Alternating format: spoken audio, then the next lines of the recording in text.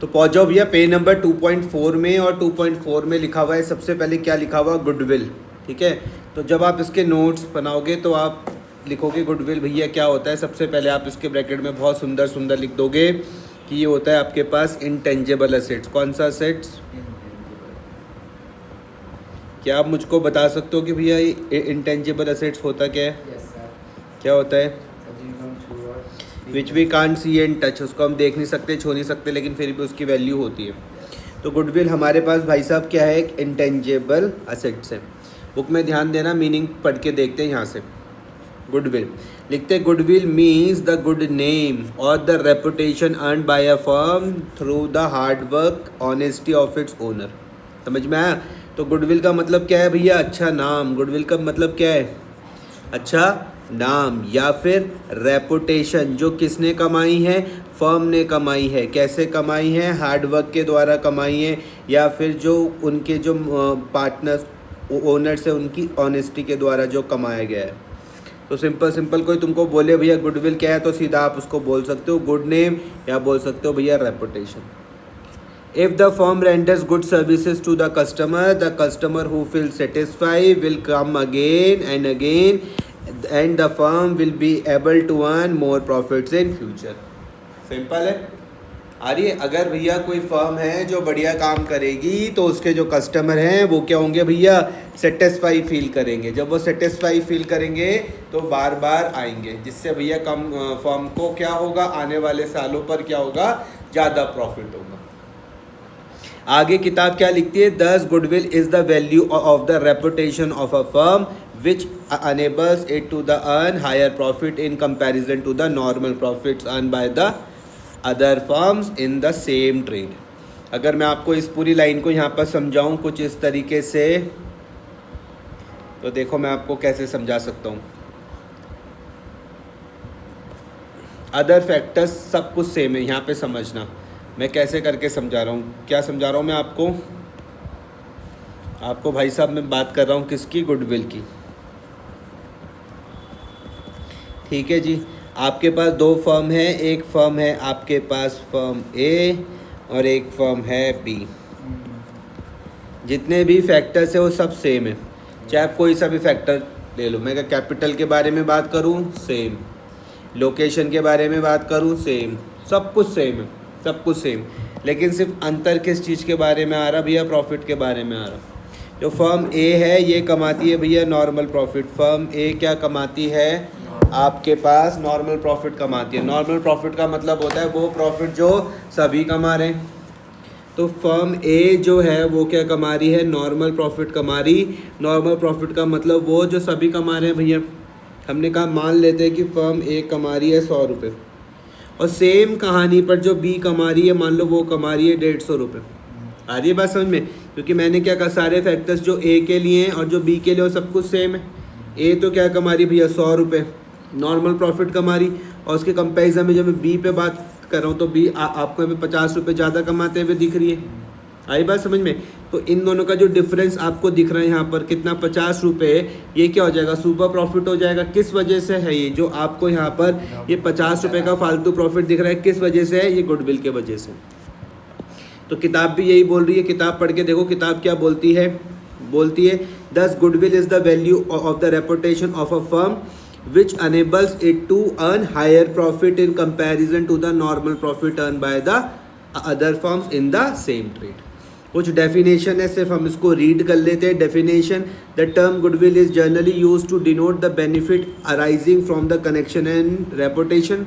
Lord Lindley ने कहा goodwill is nothing more than the probability that the old customer will resort to the old places. जो बार बार आ रहे हैं कौन? Old customer.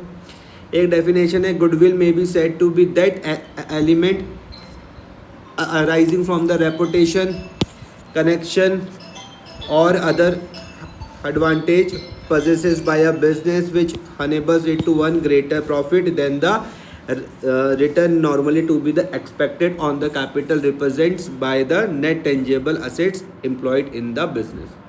ठीक है, तो आपकी नॉर्मल डेफिनेशन है। अब मैं फटाफट से इसकी कैरेक्टरिस्टिक्स पे देख लेता हूँ। तो पहली वाली तो मैंने आपके साथ अभी डिस्कस किया था कि भैया ये क्या होता है, आपके पास एक इंटेंजिबल असेट्स होता है। तो goodwill belongs to the category of the intangible assets, जैसे कि यहाँ पे पेटेंट्स, ट्रेडमार्क, कॉपीराइट, ये सब भी क्या है, इंटेंजिबल असेट्स। इन्हीं की तरह गुडविल भी क्या है, इंटेंजिबल असेट्स है। It does not suffer wear and tear, यहाँ पे वियर एंड टीयर नहीं होता। वियर एंड टीयर आपके पास टेंजिबल में होता है, इसके वजह से क्या होता है, डेप्रिसिएशन होता है। And as such the question of a depreciation does not arise on it as in the case of other assets. मतलब जब टेंजिबल की वैल्यू कम होती है तो उसको हम क्या बोलते हैं, डेप्रिसिएशन। आई बात समझ में। लेकिन अगर इंटेंजिबल की वैल्यू कम होती है तो हम उसको डेप्रिसिएशन नहीं बोलता, बल्कि मैं उससे बोलता हूँ अमोर्टाइजेशन। और ये क्या है भैया, एक वैल्यूएबल असेट्स है। It is helpful in earning excess profit, ये आपको सब समझ में आ रहा। अच्छा, जो its value is liable to the constant fluctuation, इसकी वैल्यू पर क्या आपको दिखता रहेगा, फ्लैक्चुएशन दिखता रहेगा। While goodwill does not depreciate, जब गुडविल क्या होती है, does not depreciate, its value will be liable to the constant fluctuation. उतार चढ़ाव इसकी वैल्यू पर आपको देखते रहेंगे। It is always present as a silent assets in a business whereas there are a super profit that is more than the normal but declines in the value will declines in earnings। मतलब अगर earning बढ़ती रहेगी, आप अगर super profit कमा रहे तो आपके धंधे की गुडविल बढ़िया है। अगर कम हो रहा है प्रॉफिट तो इसका मतलब गुडविल आपकी डिक्लाइन हो रही है, बस यही बात है। पांचवा, it is valuable only when entire business is sold. Important line है, इंपॉर्टेंट बात है भैया। इसकी वैल्यूएशन हम कब करते हैं, जब मैं पूरा धंधा बेचूंगा। जब इसकी वैल्यूएशन आप कब करोगे, जब आप पूरा धंधा बेच रहे होंगे। मतलब मैं धंधे से अलग इसकी वैल्यू नहीं कर सकता। Goodwill can not be sold in a part, समझ में आई बात। It can be sold with the entire business only. यहाँ तो कोई दिक्कत तो नहीं, 5 वाला पॉइंट समझ में आया। छठा वाला, it is difficult to place an exact value of goodwill, हम नहीं निकाल सकते।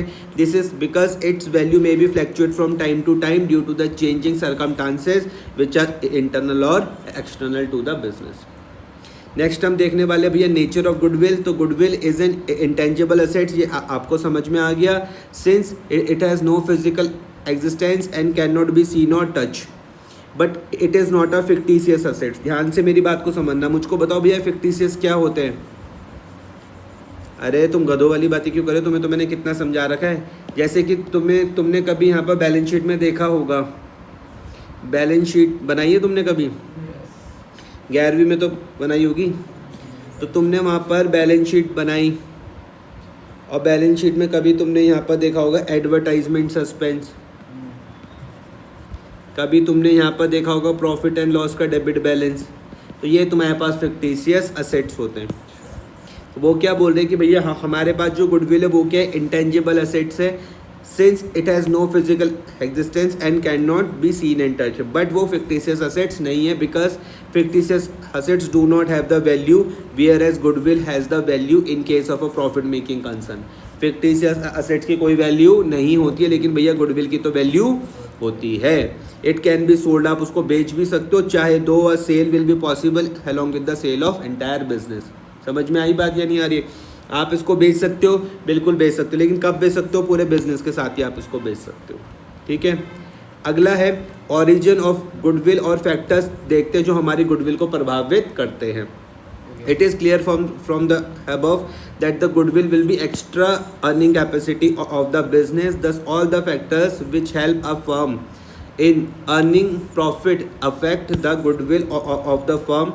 Following factors affect the goodwill of a firm. जैसे कि पहला फेवरेबल लोकेशन हो सकता है, लोकेशन से फ़र्क पड़ता है। मैनेजमेंट की एफिशिएंसी से फ़र्क पड़ेगा। लॉन्गेटिविटी ऑफ द बिजनेस, मतलब जितना बिजनेस हमारा पुराना होगा उसकी गुडविल उतनी ज़्यादा होने के चांसेस हैं।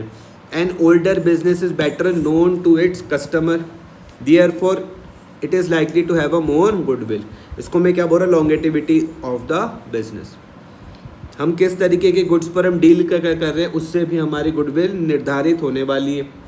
If a business deals with the goods of a daily use, it will be have steady profit as the demand for this goods will be stable. ठीक है, such business will have more goodwill, but if it deals with enough fancy goods, its profit will be uncertain and as such the value of goodwill will be less. ठीक है, एक और point है कि position of licence. Position मतलब हो गया अधिकार, किस चीज़ का, लाइसेंस का। If a firm hold an import licence है मान लो किसी फर्म के पास, तो उस फर्म की जो गुडविल है वो क्या होगी, ज़्यादा होगी। Will be very difficult for other firms to enter this business in the absence of this licence.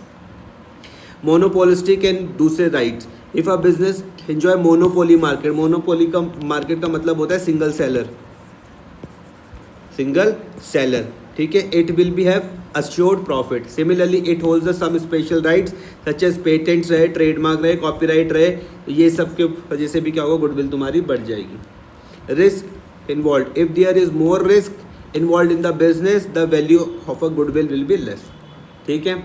सातवां है trend of profit. If the profits of a business are increasing continuously, बढ़ रहा है, the value of goodwill will be more. If the profit are declining और if the profits are uncertain, तो value जो है goodwill की कम हो जाएगी।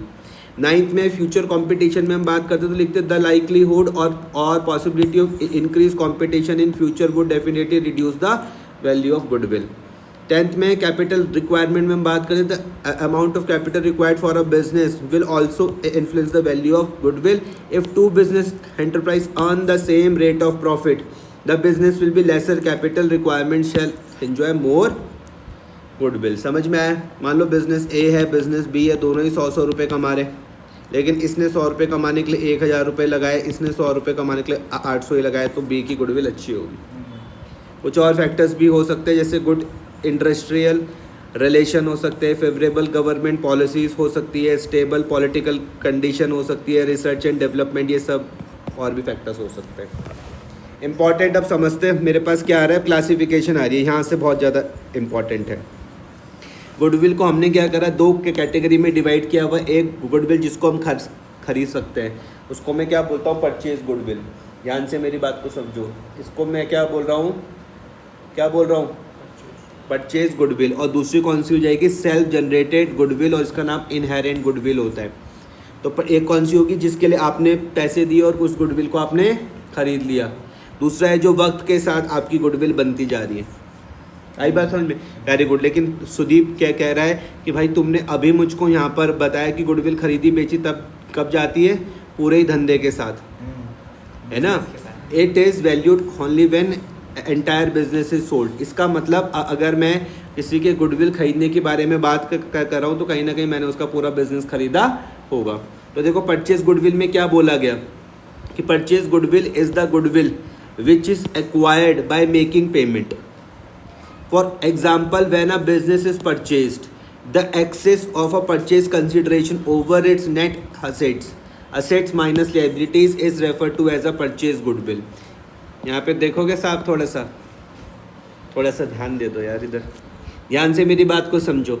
ये आपके पास कंपनी है, इस कंपनी का नाम है मान लो एक्स, यहाँ पर समझना, और ये दूसरी कंपनी है, इस कंपनी का नाम है वाई, ठीक है भाई जी। तो ध्यान से समझो, एक्स कंपनी ने क्या करा, वाई कंपनी का धंधा खरीदा। एक्स कंपनी कौन है, फिर मैं बोल दूँ ये कौन है, बायर है, ये कौन है, और वाई कौन था। तो जब हम किसी का बिजनेस खरीदते हैं ना, तो हम यहाँ पे बिजनेस नहीं बोलेंगे, हम बोलेंगे हमने उसकी क्या खरीदी, संपत्ति खरीदी, और जो इसकी लायबिलिटी होगी वो कौन देगा, हम देंगे। तो उसको हम बोलते हैं असेट्स माइनस लायबिलिटी। मैं फिर से बता रहा हूँ क्योंकि एक बारी में तुम्हें समझ में नहीं आएगा। जब कोई एक बिज़नेस किसी दूसरे बिज़नेस को खरीद रहा, तो आप बिज़नेस में अकाउंट्स की लैंग्वेज में क्या कैसे बात करोगे कि इसने इसके बिज़नेस की क्या खरीदी, असेट्स खरीदी, और वादा करता है कि भैया तेरी लायबिलिटी कौन चुकाएगा, एक्स चुकाएगा। आया समझ में? तो इक्वेशन क्या बन रही, असेट्स माइनस लायबिलिटी बन रही है। अब ध्यान से मेरी बात को समझो, इसके बिज़नेस की असेट थे 100 रुपये के, असेट्स थे 100 रुपये के, और भैया जो लायबिलिटीज़ थी वो थी 10 रुपये की। तो इसका मतलब इसके बिज़नेस की कुल वैल्यू कितनी है, 110। तुम हो गधे। अबे 100 रुपये के क्या हैं, असेट्स है 10 रुपये की, तो इसके सर में लायबिलिटी है, तो क्या आ जाएगा, 90 आ जाएगा। नहीं आई मेरी बात समझ में? नहीं आई भाई। संपत्ति कितने रुपए की थी, 100 रुपये की थी, लेकिन 10 रुपये के दायित्व भी तो थे, ये भी तो पे करने पड़ेंगे। तो कुल है कितने की, 90 की। लेकिन मैं बोल रहा हूँ बात कितने में बनी, बात कितने में बनी, मान लो तुम सबसे पहले ये क्वेश्चन खोलोगे, तुम बोलोगे हमें धंधे की वैल्यू तो पता चल गई, लेकिन मैंने कहा बात बनी 110 रुपये में, कितने रुपए में? 110। अब ध्यान से मेरी बात को समझना, अगर तुमने पकड़ लिया तुम्हें सबको समझ में आ जाएगा। ये एक्स है, ये वाई है, इसने इसका जब बिजनेस खरीदा तो सबसे पहले आप देखोगे भैया असेट्स कितने रुपए के हैं, लायबिलिटी कितने की है। असेट्स में से जब आप लायबिलिटीज़ को माइनस करोगे तो आपको बिजनेस की क्या पता चल जाएगी, नेट वैल्यू पता चल जाएगी। नहीं आया समझ में? जैसे इस केस में आपने बोला भैया संपत्ति 100 रुपये की है, लायबिलिटी है 10 रुपये की, तो बिजनेस की कुल वैल्यू आ रही 90 रुपये। आई बात समझ में? फिर आप बोलोगे भैया बात कितने में बनी, बात कितने में मतलब 90 रुपये का, भले ही बिजनेस है तो खरीदा कितने का, तो पता लगा 110 रुपये का, तो हमने 20 रुपये फालतू किसके दिए, हमने गुडविल के दिए। अब आई मेरी बात समझ में? फिर से बता दूँ एक और बार साहब, तो यहाँ पर समझना, the following are the important feature of purchase goodwill, it is arises on the purchase of a business. ठीक है, ये आप समझ गए, जब हम धंधा खरीदेंगे तो उसी के साथ ही गुडविल हम परचेज कर सकते हैं। दूसरा वाला पॉइंट है it is recorded in the books of accounts because consideration is paid for it. ध्यान से मेरी बात को समझना, अभी तुमसे मैं 30 मिनट बाद पूछूंगा कि कौन सी गुडविल को हम रिकॉर्ड करते हैं, सेल्फ जनरेटेड गुडविल को या फिर परचेज गुडविल को। तो तुम मुझे बोलोगे भाई जिसके लिए तूने पैसा दिया उसी को तो करेगा रिकॉर्ड, तो उसके लिए वर्ड क्या होता है, कंसिडरेशन। कंसिडरेशन मतलब क्या होता है, something in return, something in return. मैं लिख देता हूँ 4 बार क्योंकि तुम तो सो रहे हो यहाँ पर। सुनना भैया ध्यान से, क्या वर्ड आ रहा है, वर्ड का नाम है कंसीडरेशन। क्या नाम है, कंसीडरेशन। कंसीडरेशन मतलब है मान लो समथिंग इन रिटर्न। आई बात समझ में? तुम बोलोगे ऐसे हमको समझ में नहीं आ रहा, एग्जाम्पल से समझाओ, तो मैंने कहा पहले हिंदी समझ लो, हिंदी है इसकी के बदले में। आई बात समझ में? मान लो ये कोई पान का खोखा है और यहाँ से कोई व्यक्ति चल के गया टन टन टन टन, और इस पान के खोखे से उसने एक कोल्ड ड्रिंक ली, तो इसके पास क्या आ गई, कोल्ड ड्रिंक आ गई, और इसने इसको कितने रुपए दिए, 20 रुपये दे दिए। तो भाई साहब समझना, इस बंदे के लिए कोल्ड ड्रिंक कंसिडरेशन है और इस पान के खोखे के लिए 20 रुपये कंसिडरेशन है, तो समथिंग इन रिटर्न। यही बात समझ में? जैसे मान लो कि कोई ये व्यक्ति है, ये तुमको भी ऐसा दिख रहा है, ये 6 महीने जिम गया, अब इसकी बॉडी बन गई, तो जो जिम की फीस पे कर रहा है, जिम वाले के लिए क्या है, कंसिडरेशन है, और इसको जो सर्विस मिल रही है वो कंसिडरेशन है। आई बात समझ में? तो हमारे एग्जाम्पल में जब एक्स ने क्या करा, इस वाई का बिजनेस खरीदा, तो इसके लिए इसका बिजनेस कंसिडरेशन होगा, और जो कितने में बात हुई ये इसके लिए कंसिडरेशन हो जाएगा। आ गया समझ में? तो भैया जिसके लिए भी आप कंसिडरेशन पे करोगे उसको आप बुक में रिकॉर्ड कर सकते हो, और ये कहाँ पर दिखाओगे तुम इसको, तो आप इसको दिखाओगे बैलेंस शीट में, असेट्स में। और कौन सा है ये असेट, बता दो कौन सा है असेट्स, बोलो। इंटेंजिबल असेट्स है। It is amortised at the earliest but not later that it's useful economic life. एक वर्ड आ रहा है अमोर्टाइज्ड। मैंने कहा एक तुमको डेप्रिसिएशन तो 11वीं में पता ही है। डेप्रिसिएशन का मतलब होता है कि अगर टेंजेबल की वैल्यू कम हो रही है, टेंजेबल असेट्स की वैल्यू कम हो रही है, तो मैं इसको क्या बोलता हूँ, और अगर इंटेंजेबल की वैल्यू कम होती है मैं इसको क्या बोलता हूँ, अमोर्टाइजेशन। आया समझ में? इलुस्ट्रेशन नंबर 3 में तुम ऐसा डिस्कस कर रहा हूँ, करना तुम्हें खुद है। इलुस्ट्रेशन नंबर 3 है परचेज गुडविल का। किसका? परचेज गुडविल का। आप मुझको बताओ भैया, परचेज गुडविल क्या किताबों में रिकॉर्ड होती है? क्यों होती है, कैसे पता चला? क्योंकि हम उसके लिए परचेज कंसिडरेशन पे करते हैं। आई बात समझ में? आप मुझको बताओ मैं इसको कहाँ पर रिकॉर्ड करूँगा, परचेज गुडविल को कहाँ पर रिकॉर्ड करूँगा, परचेज गुडविल को कहाँ पर रिकॉर्ड करूँगा, ट्रेडिंग में या प्रॉफिट एंड लॉस में? परचेज। हाँ, बहुत गधे हो तुम, ठीक है। ट्रेडिंग में देख रहे हो इनकी बातें। It is shown in the balance sheet.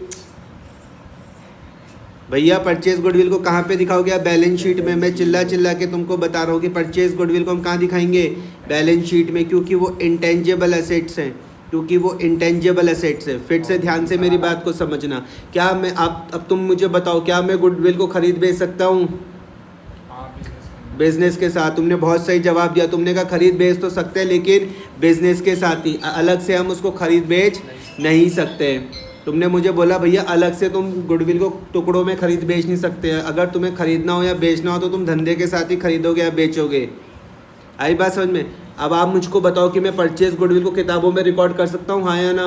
Purchase goodwill, हाँ। क्यों, कैसे पता चल रहा? उसे हमने परचेज, क्योंकि हमने उसको परचेज किया और उसके लिए हमने पैसा पे करा। लेकिन अब तुम्हें हल्का सा खुद की नॉलेज बढ़ानी, उसके लिए आप वर्ड यूज़ करोगे कि हमने उसके लिए कंसीडरेशन पे करा।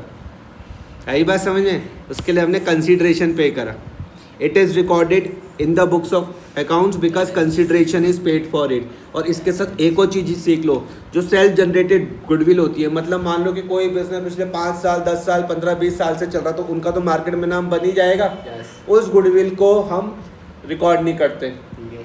आई बात समझ में? हम सिर्फ उसी को ही रिकॉर्ड करेंगे जिसके लिए आपने कंसीडरेशन पे करा हो। आप बताओ कि मैं गुडविल को कहाँ पर दिखाऊंगा, ट्रेडिंग में या प्रॉफिट एंड लॉस में? बैलेंस शीट में, लायबिलिटी साइड में, असेट साइड में? किसको? बैलेंस, इसको गुडविल को लायबिलिटीज में, असेट्स में? बोलो बोलो। असेट्स में। तुम बोलोगे ये तो कोई पूछने वाली बात है, गुडविल हमारे पास क्या होता है? इंटेंजिबल असेट्स होता है। तो हम उसको कहाँ पर दिखाएंगे? बैलेंस शीट में। तुम मुझे बताओ क्या हम गुडविल को अलग से खरीद बेच सकते हैं? नहीं। किसके साथ? बिजनेस के साथ ही, एंटायर बिजनेस के साथ ही आप खरीदोगे और बेचोगे। अमोर्टाइजेशन का मतलब क्या बताया था मैंने? अमोर्टाइजेशन, बहुत बढ़िया। तुमने बोला जब टेंजेबल की वैल्यू कम होती है तो उसको हम डेप्रिसिएशन बोलते, जो हम 11वीं में सीखे थे। अगर इंटेंजिबल की वैल्यू कम हुई तो उसके लिए हम वर्ड क्या यूज़ करेंगे? अमोर्टाइजेशन। बहुत सही। इलुस्ट्रेशन नंबर 3 पर देखते हैं भैया, परचेज गुडविल है, मैं आपको समझा रहा हूँ। महक enterprises acquired the business of Tanisha. Mahak enterprises ने क्या करा? तनीषा का धंधा खरीदा। आई मेरी बात समझ में? अब जब भी हम किसी का बिजनेस खरीदते हैं तो अभी तुम अकाउंट की लैंग्वेज में क्या बोलोगे? अगर हम किसी का बिजनेस खरीदेंगे तो तुम क्या बोलोगे? तुम जाओगे और चेक करोगे कि उसके बिजनेस के असेट्स कितने हैं, और बोलोगे कि भाई तनीषा तेरे सर में कोई लायबिलिटी तो नहीं है। आई बात समझ में? तो आप क्या कर रहे हो? असेट्स माइनस क्या कर रहे हो? तो क्या मिलता है? ये नेट असेट्स मिलता है। कोई दिक्कत तो नहीं? क्या बोलता हूँ मैं इसको? Net assets. Net value, net assets, वही है, ठीक है। आई बात समझ में? असेट्स लायबिलिटीज यहाँ पर तुमको दिख रही है। पर्टिकुलर्स देखो भाई साहब, 2 वैल्यू होती है, एक होती है बुक वैल्यू, दूसरी होती है अग्रीड वैल्यू। बुक वैल्यू मतलब जो किताबों में लिखी हुई, अग्रीड मतलब जिसमें वो दोनों की सहमति हो गई है। तो हम कौन सा लेंगे? अग्रीड लेंगे। तुम्हें क्या लगता है? अग्रीड लेंगे। अग्रीड लेंगे बस। आई बात समझ में? देखो भैया, इन्वेंट्री थी 5 लाख रुपए की, अग्रीड वैल्यू भी 5 लाख रुपए। मशीनरी थी भैया 3.5 लाख रुपए की, लेकिन अग्रीड वैल्यू है 2 लाख रुपए। डेटर्स थे भैया 1 लाख रुपए के, subject to the provision for doubtful debts. कितना? 5%। 1 लाख का तुम 5% प्रोविजन तुम बना लोगे, जो बच जाएगा उतने तुम्हारे डेटर्स हो जाएंगे। क्रेडिटर्स क्या होता है? तुम मुझे बताओ, क्रेडिटर्स क्या होता है? करंट असेट्स या फिर फिक्स्ड असेट्स? तुम महामूर्ख आदमी हो। क्रेडिटर्स देखो क्या बता रहा है लड़का, फिक्स्ड असेट्स। अबे गधे, असेट्स होता है। असेट्स होता है ये? नहीं। क्या होता है ये? अरे लायबिलिटी होती है भाई, लायबिलिटी। बोल रहे हैं। क्या बताऊँ मैं, क्या होती है? लायबिलिटी। कौन सी लायबिलिटी होती है? Current liability. अब तुम मुझे बताओ, आउटस्टैंडिंग एक्सपेंसेस क्या होता है? करंट असेट्स या फिर फिक्स्ड असेट्स? Current assets. तुम गधे हो 1 नंबर के। आउटस्टैंडिंग एक्सपेंसेस भाई करंट लायबिलिटी होती है। सर आपने ऑप्शन ही गलत दिए। क्या बताऊँ मैं भाई? क्रेडिटर्स मतलब कौन है? क्रेडिटर्स मतलब कौन है? लेनदार। लेनदार करंट लायबिलिटी। आउटस्टैंडिंग मतलब वो खर्च, तुम्हें 11वीं में मैंने कितना समझाया था? आउटस्टैंडिंग एक्सपेंसेस मतलब वो खर्चे जो भी देने बाकी हैं। हाँ तो जैसे कि तुमने खर्चा कर दिया लेकिन अभी देने बाकी हैं। नहीं आई बात समझ में? मानो कि तुम अपने किसी दोस्त के साथ गए, तुम अपने किसी दोस्त के साथ गए, वहाँ से तुम 2 बुक लेकर आ गए। तुमने दोस्त को वादा किया कोई नहीं मैं तुझको पैसा दे दूंगा, तो वो तुम्हारे लिए क्या हो जाएगा? Outstanding expenses. तुम्हारे सर में वो क्या है? लायबिलिटी है, वो खर्चे जो भी देने बाकी है। भूलोगे तो नहीं अभी?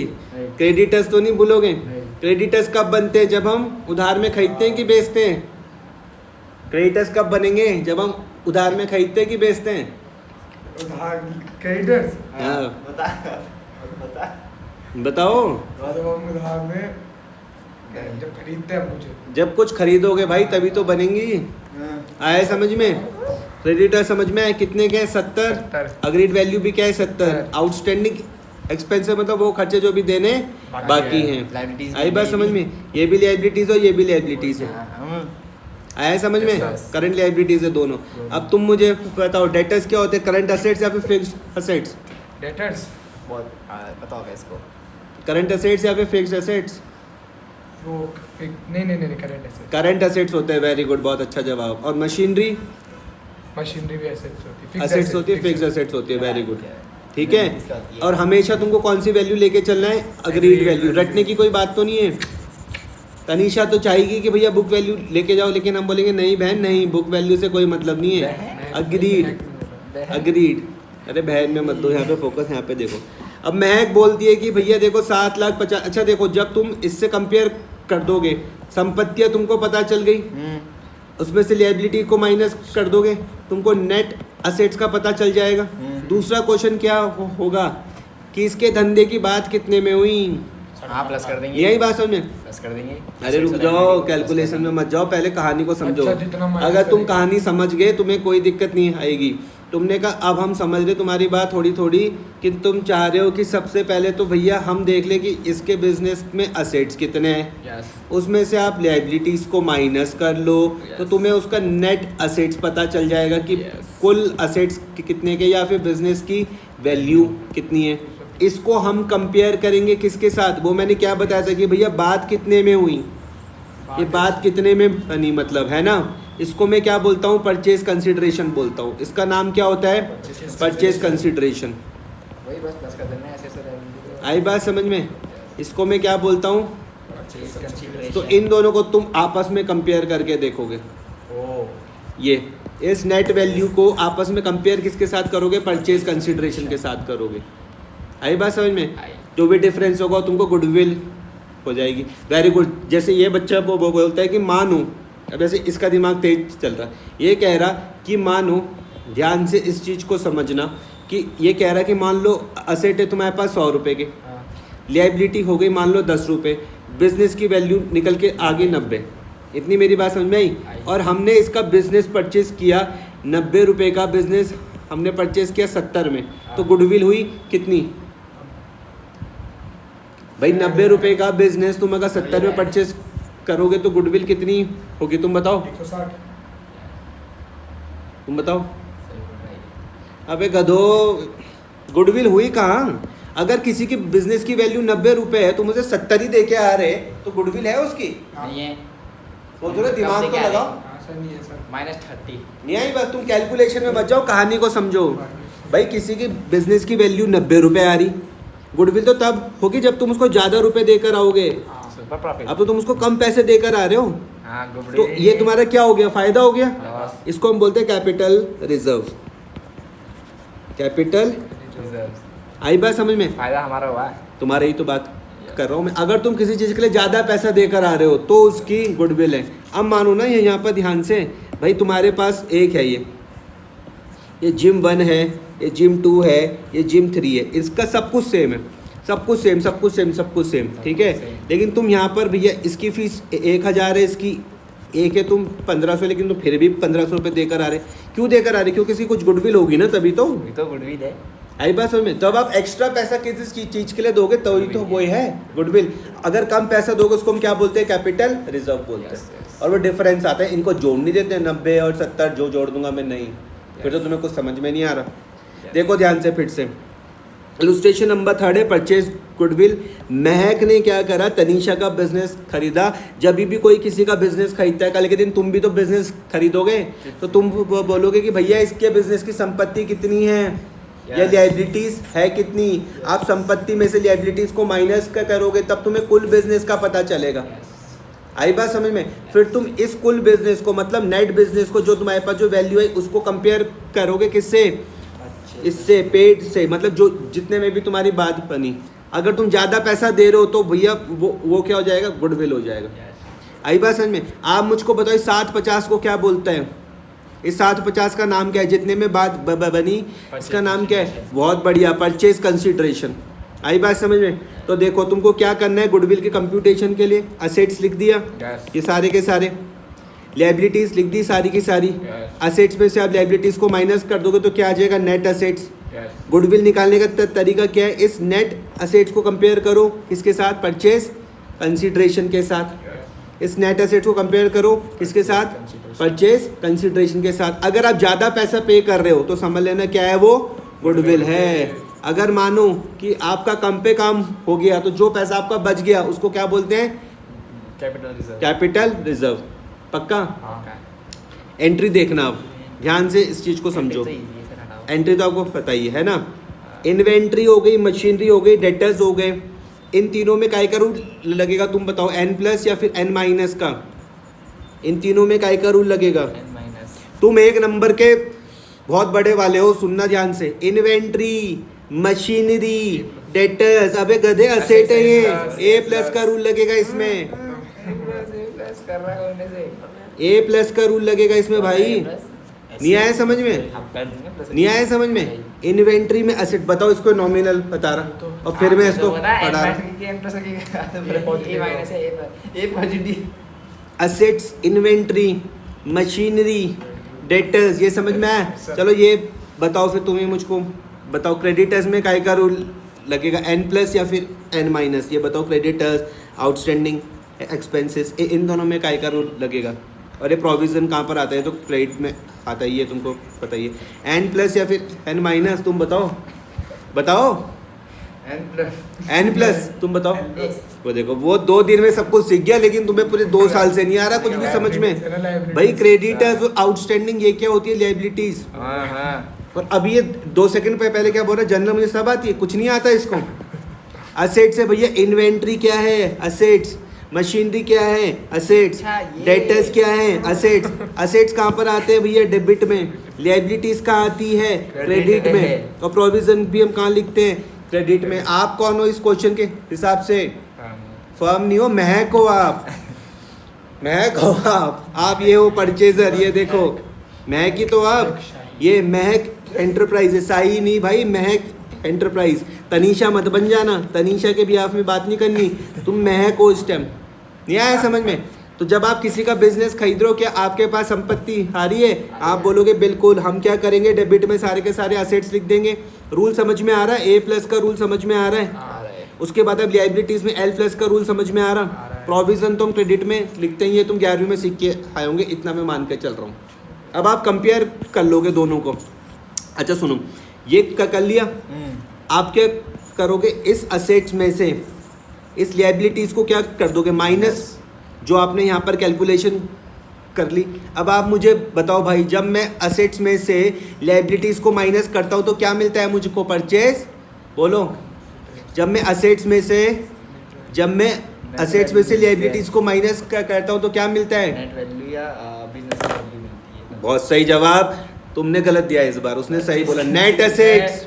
नेट एसेट्स एक ही था। Very good. मैंने बोला था नेट। नेट वैल्यू और Purchase consideration नेट एसेट्स। हाँ, इन्होंने बोला परचेज कंसिडरेशन। बढ़िया। सुनो ध्यान से, असेट्स में से, सुनो बात से, असेट्स में से जब हम इस लायबिलिटीज को माइनस करते हैं तो भाई साहब ने बिल्कुल सही जवाब दिया। इन्होंने कहा हमको क्या मिलता है? Net assets. इसके बाद अब क्या करते हो? परचेज कंसिडरेशन से तुलना करते हो। आपने क्या करा? परचेज कंसिडरेशन से तुलना करी। समझ में आ रहा? तुलना नेट करना असेट्स की तुलना, कंपैरिजन। कंपैरिजन, तुलना मतलब कंपैरिजन भाई। फिर आप क्या करोगे? कंपैरिजन करोगे। अगर आपने ज़्यादा पैसा दिया, गुडविल अगर आपने ज़्यादा पैसा दिया तो वो क्या हो जाएगा? गुडविल हो जाएगा। सिंपल है, कोई दिक्कत तो नहीं है। पक्का?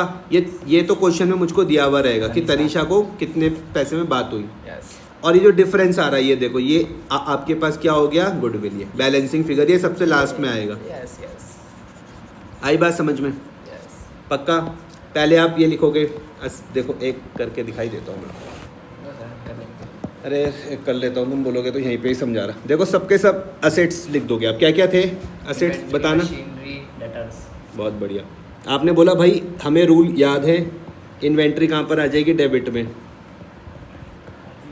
इन्वेंट्री अकाउंट डेबिट, ये तुम बोल दोगे। फिर क्या था? इन्वेंट्री और मशीनरी, इन्वेंट्री, मशीनरी और डेटर।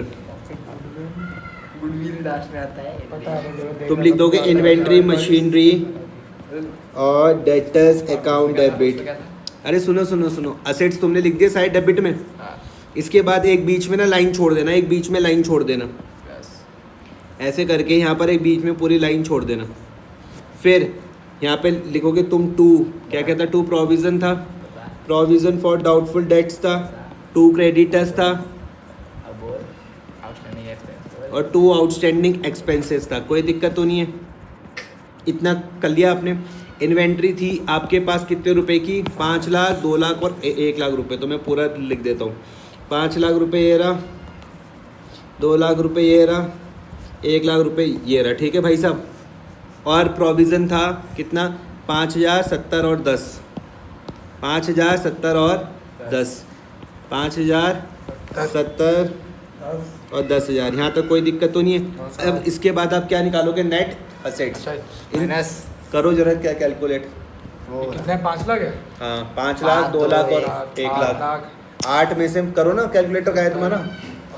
8 लाख माइनस 85,000। 85,000 है, 70 और 10 85, 85,000